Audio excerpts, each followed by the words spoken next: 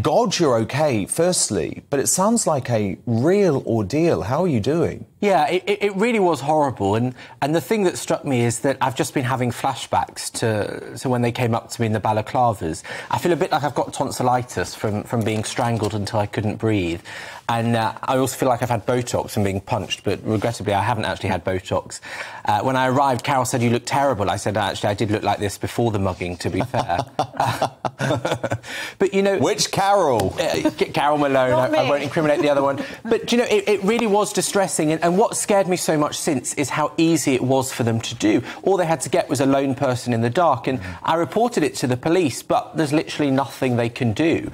You know, I actually said to the police... Well, there's nothing they can do in such a lawless city. Well, I said to the police, you should put an officer over there, because I reckon they were just hanging around looking for lone people to mug. They didn't bother to do that, which was pretty frustrating. Well, the thing is, if they know they can get away with it, and that's what they know at the moment in lawless London, they know they can get away with this. Benjamin, do you believe you were targeted at all? Not as an individual, but certainly in that spot. Any lone person with a phone in their hand, as I was, I think would have got attacked at that time. What's really frustrating is that these were, although they were wearing balaclavas, it was clear from their build and their voice that they were teenagers.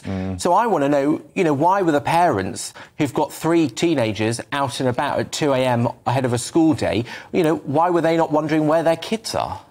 And can I just say as well, sometimes, you know, these attacks, they don't register with the cops as a crime, but this is exactly the kind of attack that has lasting effects on people. I mean, Ben is really shaken. And, you know, and other, but the effects of this can last months on someone. Totally. And yet the cops don't consider it a big crime. No, and it is a big crime.